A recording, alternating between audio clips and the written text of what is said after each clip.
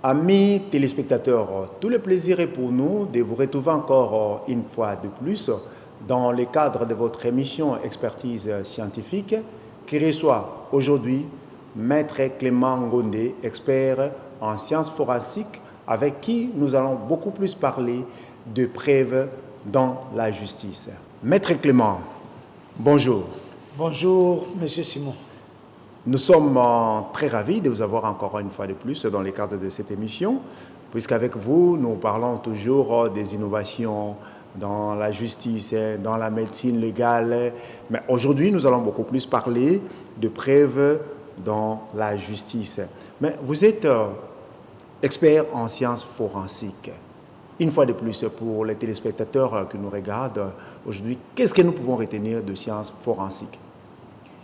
Merci beaucoup, monsieur le journaliste, monsieur Simon, de m'avoir accordé une fois de plus la parole pour édifier la population. Je suis avocat, donc je suis maître. Mais vous savez, dans l'avocature, il y a beaucoup de spécialisations. Un avocat peut se spécialiser, par exemple, dans les droits de l'enfant, dans un médico-légal, dans le domaine des mines. Donc, il y a plusieurs domaines que l'avocat pourrait... Dans les droits des affaires, donc, il y a beaucoup de spécialités en matière de droit. Et moi, comme j'ai en fait une origine, en fait, j'ai une base dans le domaine médical, donc dans la biologie clinique. C'est pour ça que je me suis spécialisé dans les sciences forensiques. Je sais que c'est une science qui est nouvelle. Ici, les gens ne connaissent pas vraiment trop, mais en fait, c'est une science qui est là, que les gens même vivent. Donc, en fait, c'est un exemple, je peux donner. Il y a des séries que les gens regardent aujourd'hui à la télé, les enquêtes impossibles.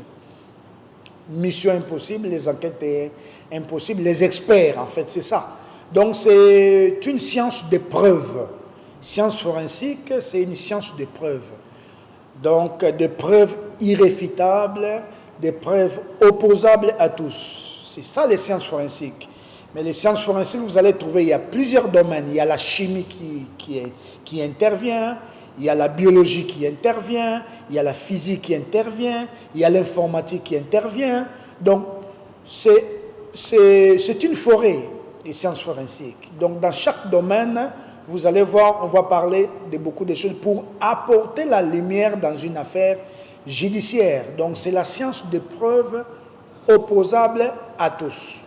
La science de preuve opposable à tous, ce sont des preuves irréfutables, telles que vous veniez de le dire. Ok, Maître Clément, puisque vous parlez de preuves, normalement, pour arriver à parler de preuves, certainement, il y a eu un problème. Un problème pour lequel on doit trouver des solutions. Et le problème en question, c'est dans les crimes et dans la société humaine aujourd'hui. Comment pouvez-vous définir un crime lequel doit trouver des solutions à partir de la justice? Merci beaucoup. Un crime, c'est un acte antisocial. Donc, en fait, vous posez un acte que la société n'accepte pas. C'est un crime.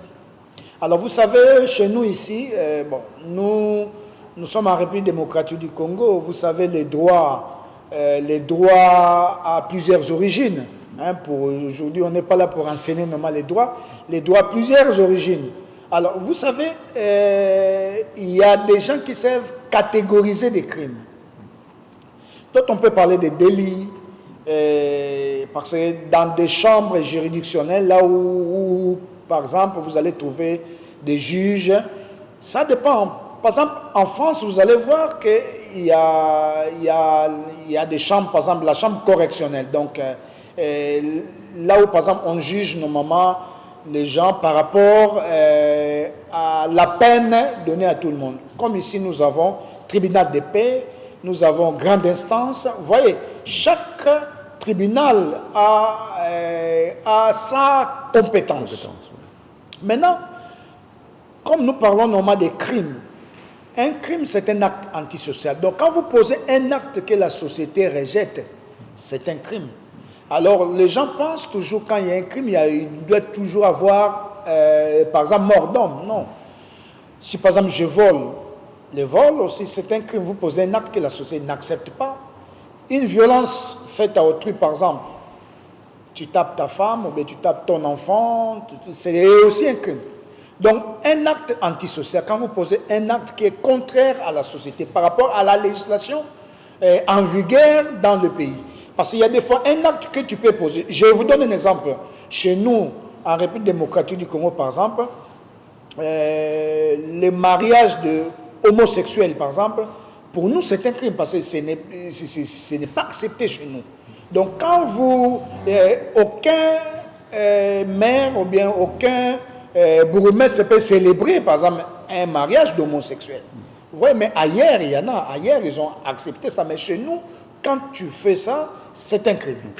La prostitution, par exemple, chez nous, la prostitution, c'est un crime aussi. Donc, en fait, c'est un acte qui n'est pas accepté chez nous.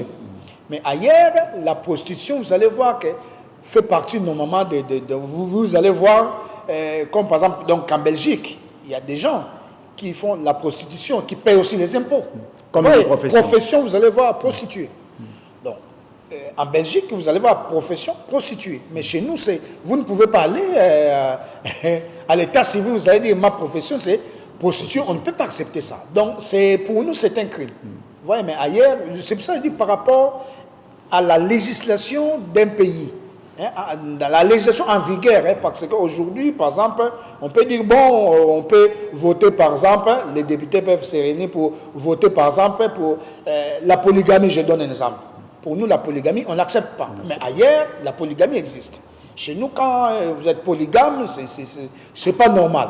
Sur le plan judiciaire, donc en fait, sur le plan juridique. Mais ailleurs, on accepte jusqu'à 3 femmes. Mais chez nous, c'est une seule femme. Mais il y a aussi un problème de la société, puisque nous venions de parler de la société. Ici, à Kinshasa, nous avons l'habitude de médiatiser toute personne qui est arrêtée sur le lieu d'un crime, tel que vous l'avez toujours dit, est présumée innocent. Alors, mais quand quelqu'un est présumé innocent, vous le faites passer dans les médias, et après, lorsqu'il y aura des preuves, vous vous rendez compte qu'il n'a pas été coupable. Et quel sera son sort? Moi, je pense que les droits civils des personnes nous dit, donc la personne a les droits à la présomption d'innocence. Donc jusqu'à ce que, c'est pour ça les sciences forensiques, la science forensique est là. Donc aujourd'hui, nous avons par exemple une police. Et nous avons une police chez nous qu'on appelle la police scientifique, la police technique et scientifique, qui est là. Donc, science forensique, c'est la police scientifique et la médecine légale.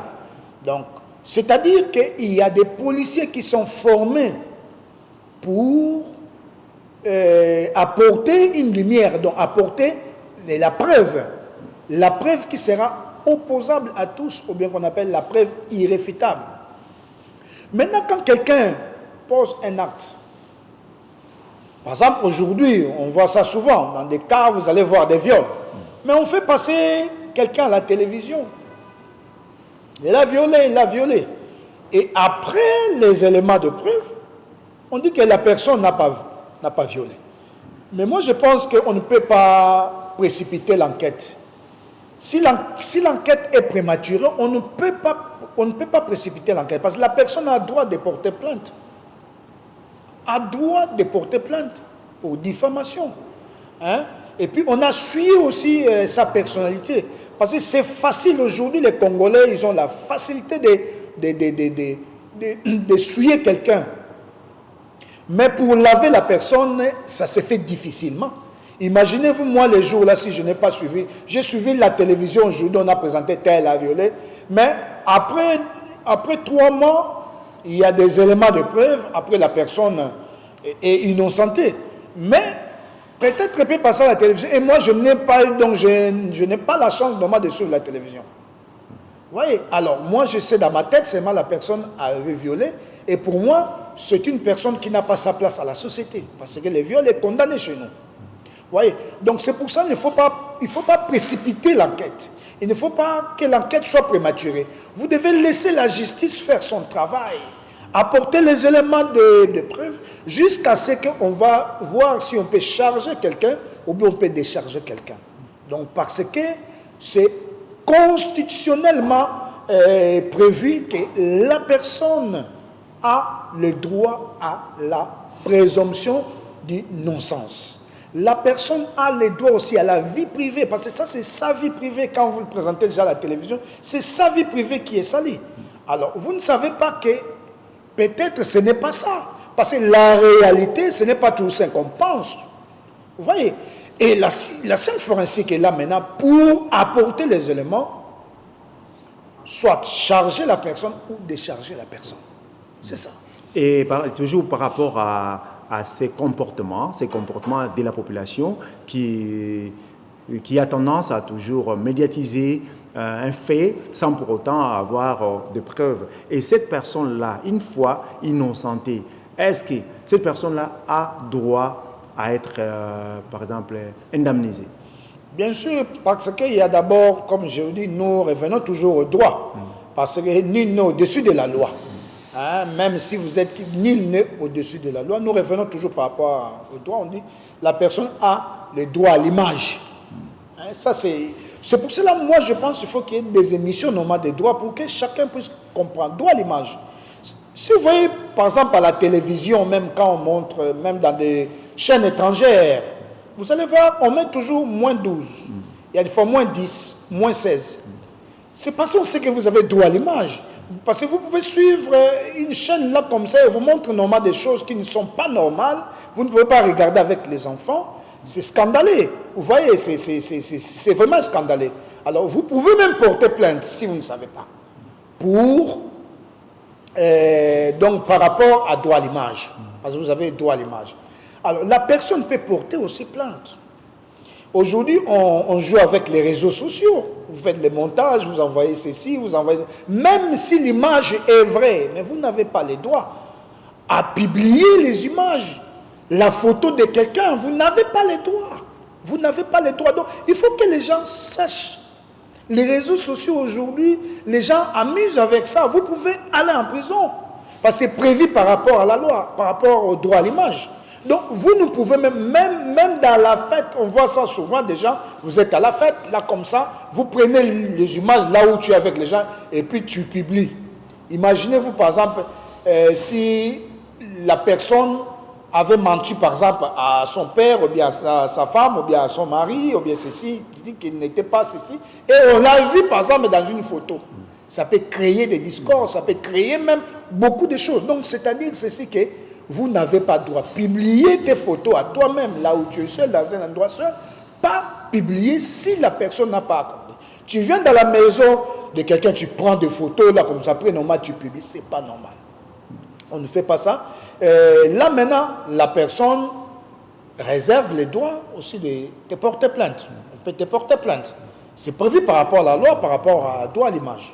Donc, la loi congolaise interdit beaucoup de choses que nous faisons sans pour autant avoir beaucoup plus de précision. Et là, je vous donne raison, là où vous dites qu'on doit beaucoup plus enseigner les droits à la population pour que nous puissions faire attention. Mais, Maître Clément, toujours par rapport à ces volets, qu'est-ce qui fait qu'une personne soit condamnée sans preuve et après les preuves viennent en retard et après on arrive à innocenter cette personne-là?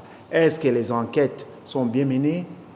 Est-ce que la justice fonctionne normalement? C'est un problème important comme étant avocat. Vous savez, il y a des fois, vous allez dans un procès, une personne qui est déjà donc en prison, mais il y a des fois, vous voyez que normalement, c'est vide en fait, il n'y a pas un fond. Vous voyez, mais par rapport à quelque chose, bon, vous savez d'abord, l'avocat est là pour donc en fait assurer que la justice puisse être équitable. Nous sommes auxiliaires de la justice, mais nous veillons par rapport à la bonne procédure.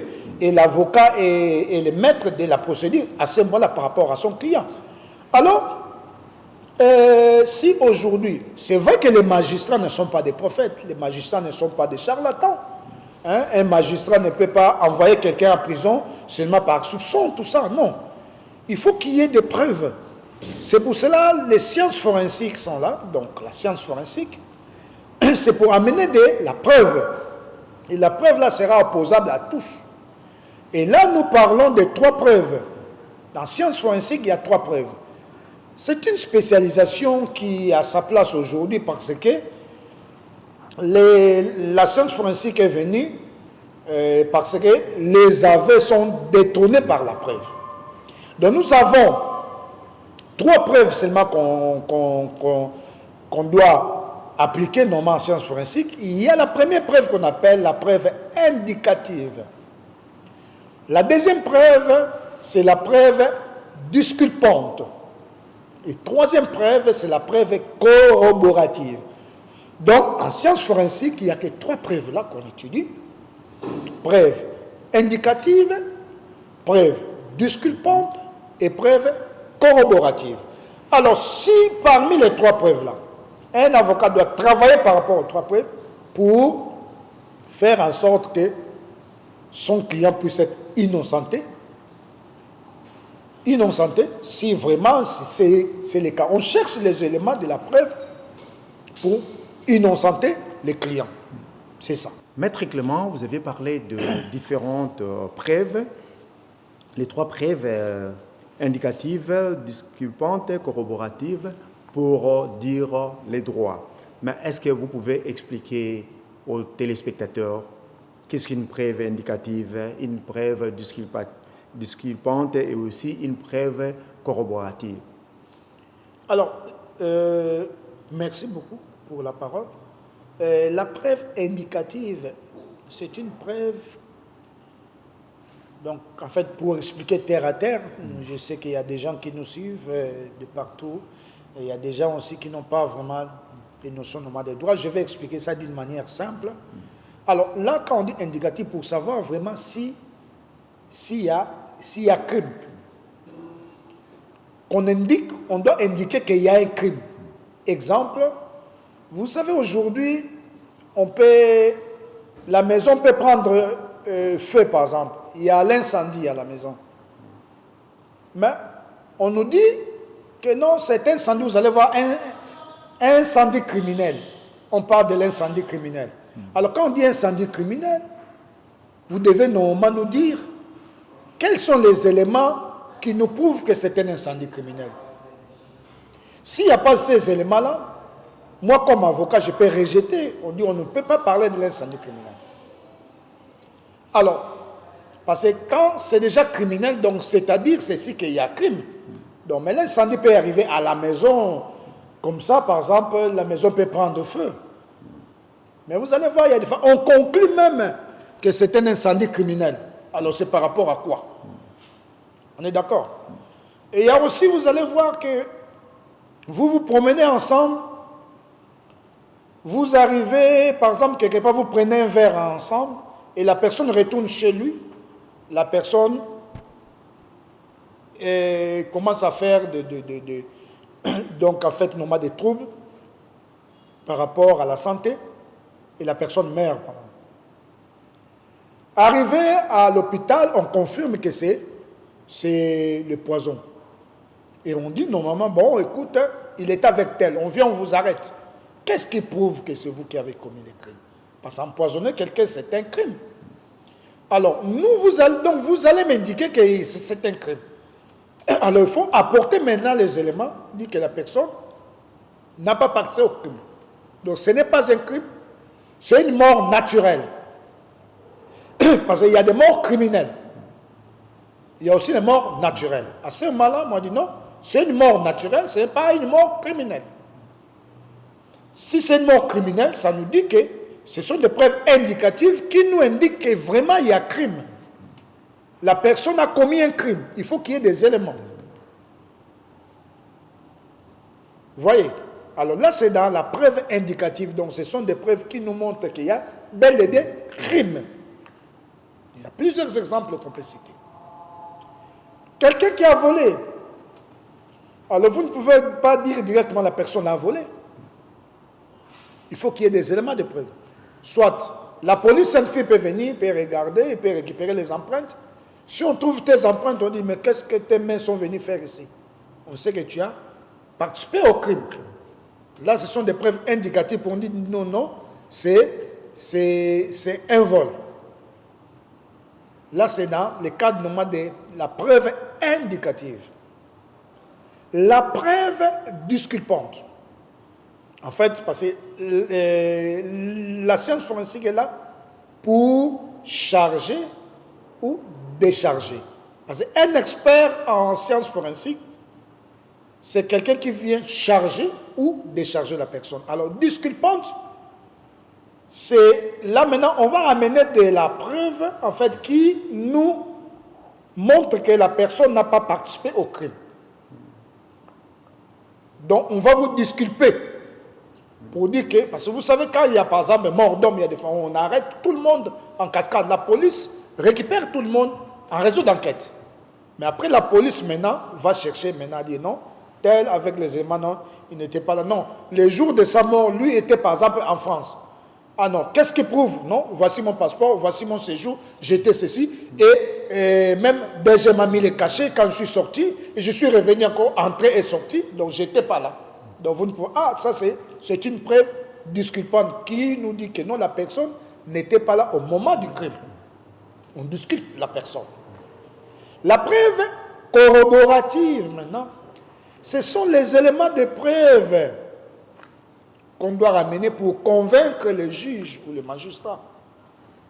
Donc, vous savez, il y a beaucoup de problèmes qui sont passés ici, mais comme les avocats travaillent, parce qu'un avocat, c'est un chercheur, un avocat, c'est quelqu'un où la tête tourne.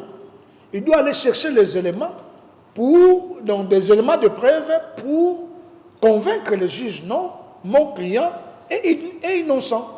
Comment est-ce que ton client est innocent? Ce n'est pas seulement la bouche. Ce que tu dis, ce n'est pas de l'évangile. Tu dois amener les éléments de la preuve. Dis que non, regardez ça, regardez ceci, regardez cela. Je vous donne un exemple. On accuse quelqu'un de viol chez les mineurs. Une fille mineure. Dis non, la personne, par exemple, a 16 ans, a 17 ans. Elle est mineure. Mais peut-être la personne a déjà 23 ans. Il faut nous apporter les éléments de preuve pour dire que la fille n'est pas mineure. Par exemple, on peut ramener de la preuve opposable à tous dans le domaine, par exemple, de l'odontologie médico-légale. On regarde la dentition. Mais il y a des gens qui ne savent pas ça. Les médecins légistes vont regarder la dentition, parce qu'entre 19 ans, ça peut tromper un peu, mais à plus de 22 ans, ça ne peut pas tromper. Donc, on dit, ah non, telle personne, sa dentition, ça doit être plus d'un enfant de plus de 20 ans. Voici les éléments de preuve. Là, maintenant, avec ça, l'avocat va ramener pour convaincre le juge, pour qu'on puisse acquitter son client. Vous voyez? Dans des cas d'empoisonnement, par exemple, comme l'exemple que je viens de donner tout à l'heure, il y a des gens qui s'accroupissent en prison, par exemple, vous allez voir.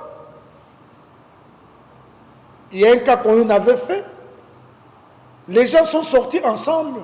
Les 3 personnes sont sortis ensemble, sont des hommes d'affaires. Et vers 3 heures, le 2 ramène l'air à Ami chez sa femme. Ami est resté à 6 h, 7 h, commence à vomir. Et à 14 h, l'ami est décédé. Parce que sa femme l'a mené à l'hôpital. L'hôpital atteste que non, le monsieur est décédé par un poison. Maintenant, la femme dit que non, mon mari est sorti avec ses amis à la veille, donc la nuit. Les premiers suspects, ce sont les 2 amis là. Mais en sciences forensiques, nous on dit non.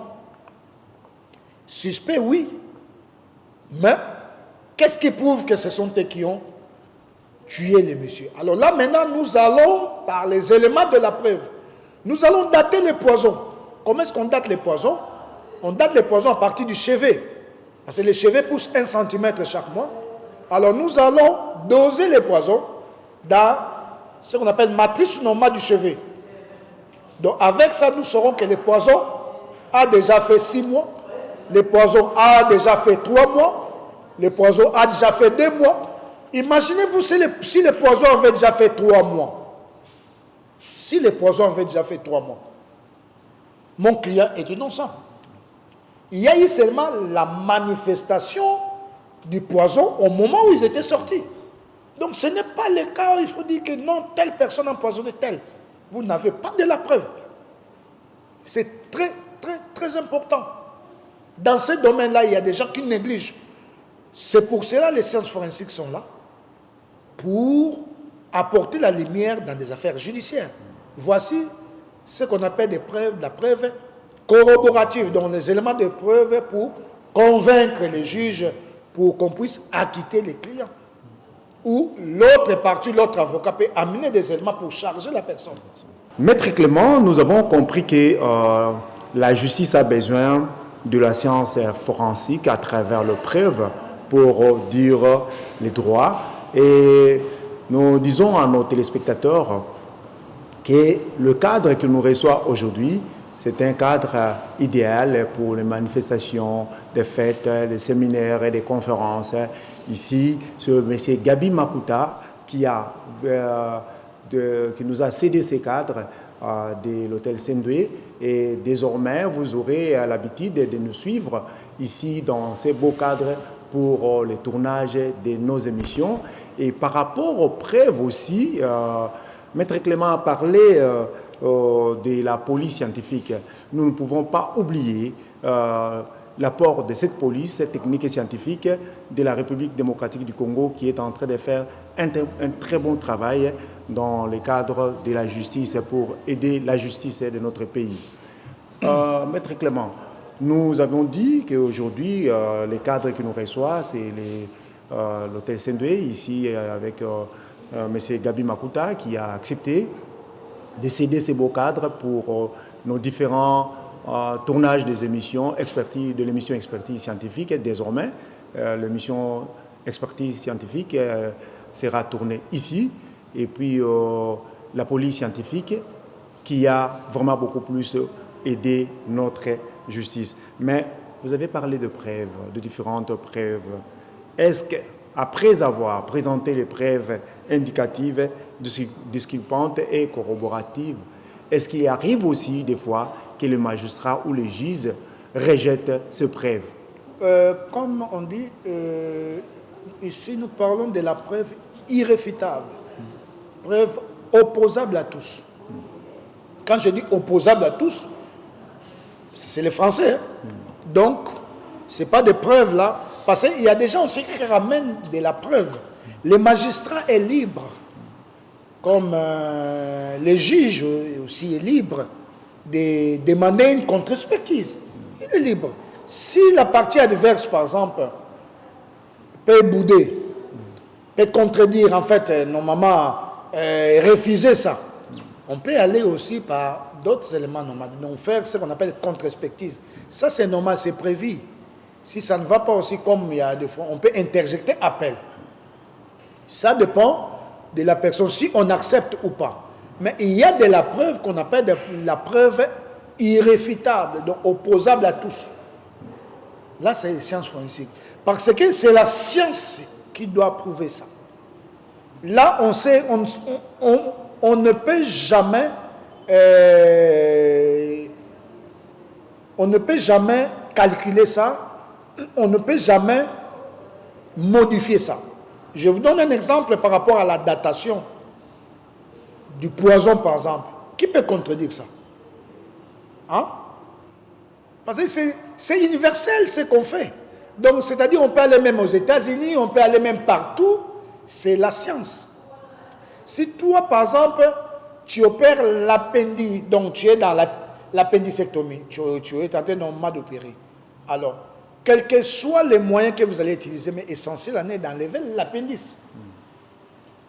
Si toi, tu poses un acte, tu dis non, le poison, par exemple, date de 6 mois. Si la partie adverse conteste, on peut demander contre-expertise, mais on ne peut pas, ça ne peut pas arriver que non, le poison, au lieu de 6 mois, on nous parle de 1 mois. Peut-être qu'il y a une erreur de la manipulation ou de la corruption, là je suis d'accord. Mais sinon, dans la science forensique, il n'y a pas les mensonges. Peut-être si tu es corrompu, tu peux... C'est A, mais tu transformes A en B. Ça aussi, ça peut arriver. Vous voyez, là maintenant, c'est la personne. Ou la manipulation, tu as mal manipulé les éléments qui tu avais en place, ou bien tu n'as pas eu les éléments qui devaient vous aider pour révéler la vérité. Parce que dans la scène de crime, c'est très important aussi. Les indices là, s'il n'y a pas des indices, on ne sait rien faire. S'il n'y a pas les indices, on ne sait pas révéler la vérité. C'est pour ça la police scientifique, quand la police scientifique arrive, la police scientifique doit d'abord protéger la scène de crime. Il ne faut pas polluer la scène de crime. Quand vous polluez la scène de crime, vous allez faire fuir tous les éléments de la preuve. Donc, les indices là qu'on peut venir prélever pour éclater la vérité ou révéler la vérité. S'il n'y a pas, la police scientifique, il n'y a pas de charlatans. Il n'y a pas de charlatans. Donc, on vient seulement récupérer les éléments. À partir de ces éléments-là qu'on va maintenant faire sortir la vérité. Dans l'entomologie criminelle, par exemple, comme je vous ai dit, on peut dater la mort à partir des mouches. Mais il faut que les experts arrivent à la scène des crimes, récupérer les mouches pour dire que la mort date, par exemple, de 6 mois.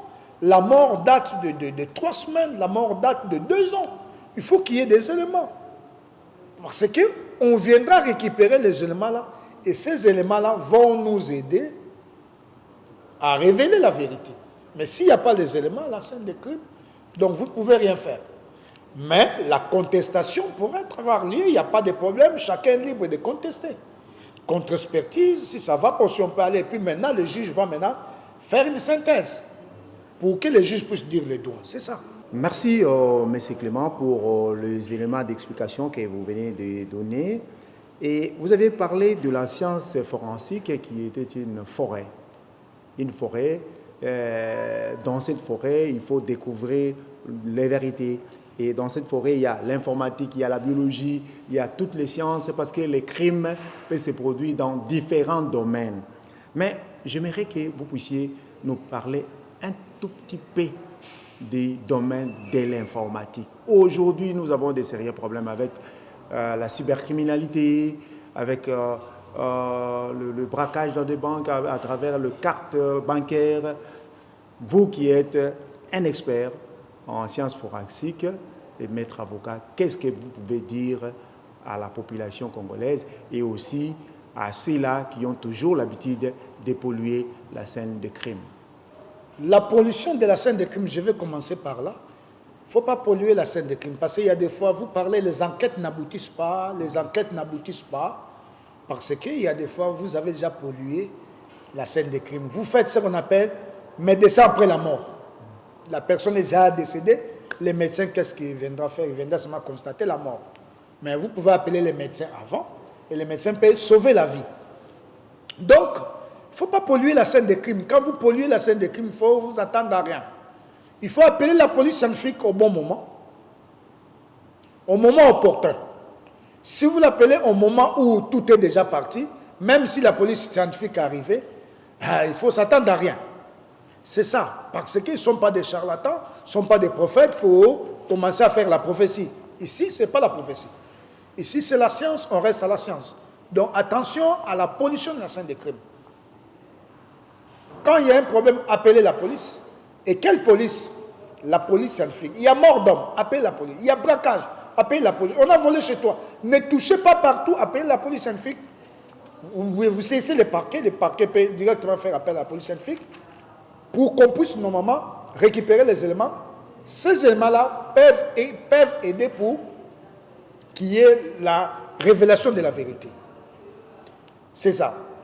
Et deuxièmement, on parle de la science. Vous avez proposé la question par rapport à la cybercriminalité. La cybercriminalité, quand on dit cybercriminalité, c'est-à-dire c'est un crime via l'informatique. Donc aujourd'hui, il y a beaucoup de crimes via l'informatique, notamment même dans des montages de photos. Vous allez voir, on peut mettre la photo de ceci, de cela, on fait les mariages, normal de ça. On dit vraiment la personne, là, voici sa photo. C'est les montages. c'est un crime via l'informatique. Parce que les réseaux sociaux, là, ça c'est aujourd'hui, c'est l'informatique. Dans la banque, aujourd'hui, on vole avec la carte bancaire. Il y a même des moments de crimes qui se passent dans la banque même. Vous voyez, les gens qui trafiquent même des cartes bancaires, les gens qui volent, les gens qui récupèrent votre code, tout ça, c'est via l'informatique. Il y a même cyberterrorisme aussi. Il y a des attaques terroristes via l'informatique. Donc c'est la cybercriminalité. C'est pour ça dans la science forensique, chacun sa place. Là, par exemple, on forme les informaticiens. L'informaticien, là, on va lui former pour qu'il puisse normalement nous récupérer tous les éléments. S'il y a par exemple un vol dans la délinquance économique, dans des détournements en matière de la fiscalité par exemple, fraude fiscale, on le fait souvent aussi avec l'informatique. Alors, on forme la personne est formée. Imaginez-vous dans une banque, quand les magistrats arrivent, on récupère les disques durs. Quand on récupère les disques durs, on va interroger le disque dur. Qui va interroger le disque dur? C'est l'informaticien. Mais l'informaticien est formé en cybercriminalité. Il devient expert en cybercriminalité pour décourager tous ces criminels-là qui font les crimes via l'informatique. Donc, il y a beaucoup de choses que la science forensique rappelle. Donc, la cybercriminalité aujourd'hui, c'est vraiment le maillot fort. Les gens appliquent ça ici. Les gens pleurent aujourd'hui. Donc, c'est pour ça qu'on a pensé quand même à créer une autre école, là, comme je viens de vous dire. C'est pour former. Pour qu'on puisse avoir des bons magistrats, pour qu'on puisse avoir des bons avocats, des bons juristes, il faut qu'il y ait un fondement. Le fondement, là, c'est les sciences forensiques, sciences de la preuve. Parce que si le magistrat connaît quelle est la procédure, mais il ne sait pas comment est-ce qu'on peut arriver à la preuve, c'est vrai, il va faire traîner les procès pour rien. Vous voyez, dans le faux usage des faux. Donc, il y a beaucoup de choses ici, vous savez, tous ces crimes-là, ce sont les crimes qui font en sorte que les pays ne puissent pas avancer. Ce sont des antivaleurs qui pratiquent par leur intelligence, là, qu'on appelle la mauvaise intelligence, être malin. Ils pratiquent beaucoup ils font beaucoup de pratiques pour voler l'État. Soit détourner, hein? Par exemple, vous allez voir dans l'OCC, dans l'OFIDA, à la douane, à la DGI, tout ça, parce que ce sont des régies financières. Donc, si on arrive à mettre des éléments, des outils, très bien, pour faire en sorte, normalement, que les crimes puissent être passés. Les crimes se passent. Dans toutes les secondes, il y a des crimes. Il y a des actes qu'on pose. Même aux États-Unis, toutes les secondes, il y a des crimes qui se passent. D'où maintenant, il faut chercher à limiter. C'est vrai qu'on ne peut pas mettre fin à tout ça, mais on peut limiter les dégâts. Quand on limite les dégâts, on va maximaliser les recettes. En maximalisant les recettes, l'État va se retrouver et aujourd'hui, on pourra avoir un bon budget. Et les budgets là peuvent aider la République démocratique du Congo pour aller loin. Donc c'est seulement que les autorités puissent bien travailler, mettre les mécanismes pour décourager tous ces antivaleurs-là. Ce sont les ennemis du développement, les antivaleurs. Les antivaleurs sont les ennemis du développement, tel que vous venez de le dire, Maître Clément. Mais en vous entendre parler dans tout ça, de preuves, de sciences forensiques, est-ce qu'ici, en République démocratique du Congo, nous avons assez de moyens, assez de matériel qui peuvent vous aider dans votre profession pour que vous puissiez donner des résultats fiables? Merci beaucoup. D'abord, nous avons un grand laboratoire de la police technique et scientifique. Je pense qu'il faut aller aussi là-bas un jour encore, faire un peu de ces missions. Vous allez voir, nous avons un grand laboratoire. C'est le meilleur laboratoire en Afrique subsaharienne. Je vous dis bien. Nous avons une police scientifique qui est là. sur en diagonale de la prison de Ndolo. Là, on forme les officiers de la police judiciaire. Là-dedans, il y a un laboratoire. Ce laboratoire qui est dirigé par le colonel Riffin, avec ses collaborateurs. Le colonel Kassongo, qui est là, Major François,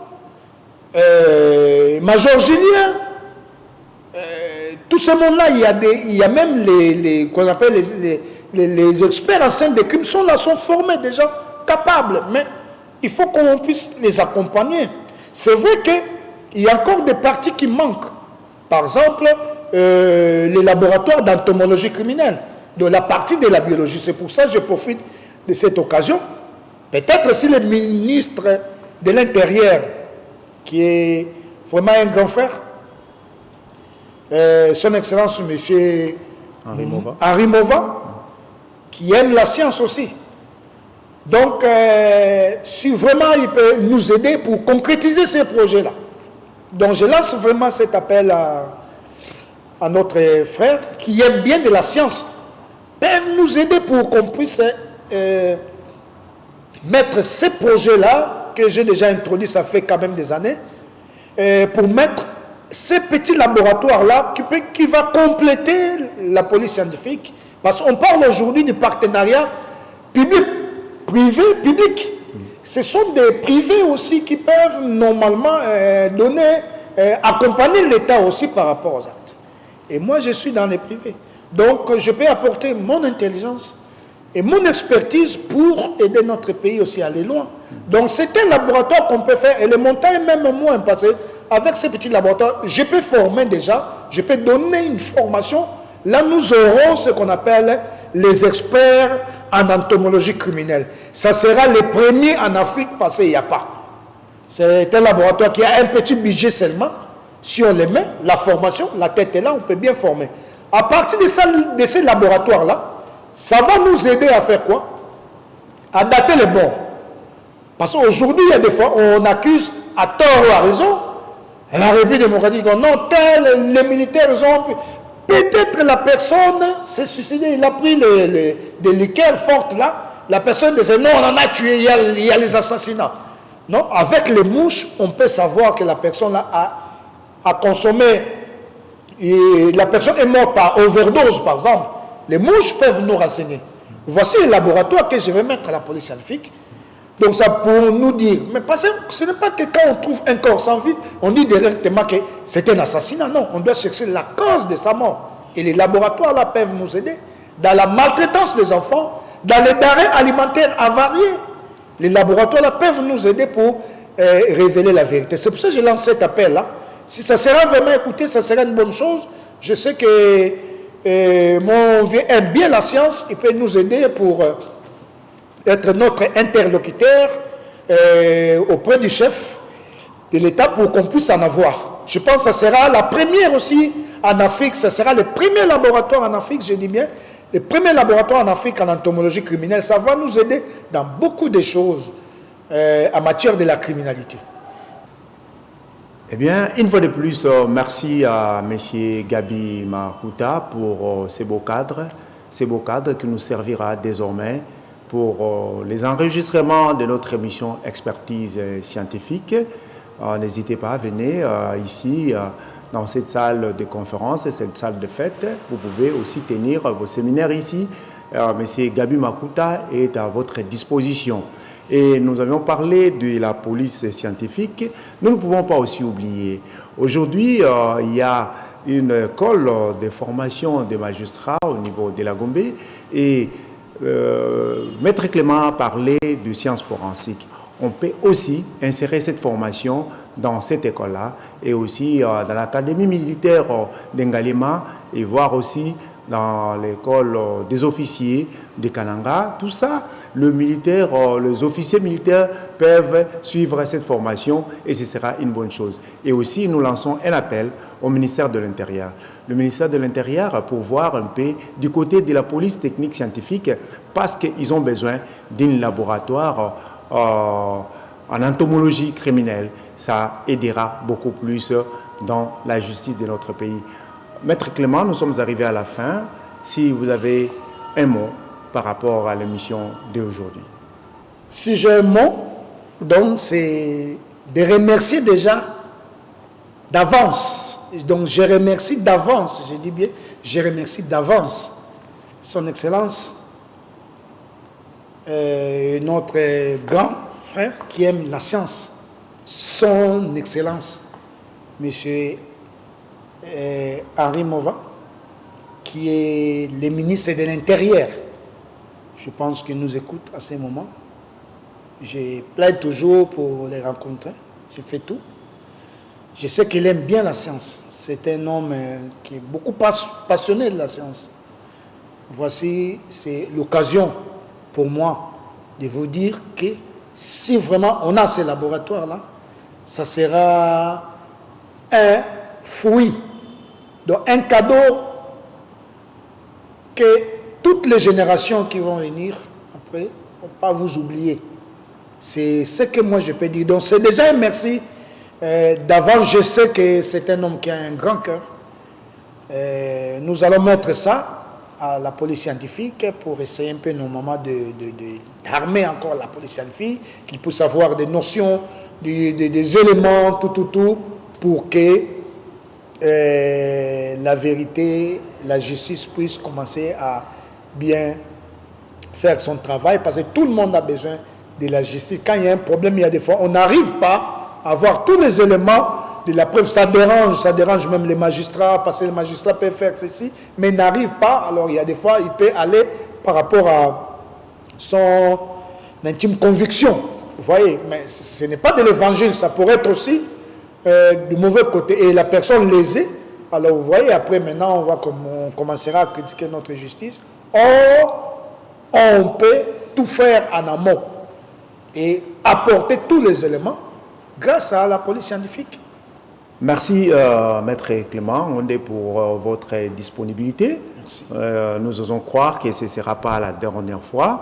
Et prochainement, nous aurons à parler des équipements que vous utilisez dans la science forensique, et beaucoup plus aussi cité par rapport à tout ce que vous avez réussi comme matériel de la chaîne des froids, et aussi vous nous aviez dit lors de la dernière émission que vous avez participé à un séminaire de formation en Europe.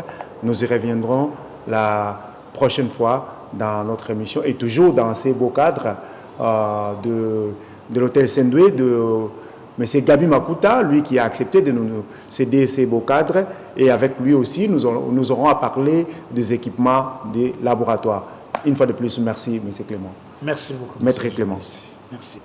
Nous sommes arrivés à la fin de notre émission, qui a connu la participation de Maître Clément Ngondé, avec qui nous avons parlé de preuves dans la justice.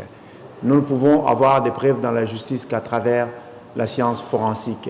Et nous lançons aussi un appel au ministère de l'Intérieur de pouvoir doter des moyens d'installation des laboratoires d'entomologie criminelle, pour que demain ou après-demain, la police scientifique puisse faire son travail de révélation de preuves pour la justice de notre pays. Nous vous fixons rendez-vous dans un prochain numéro. Au revoir.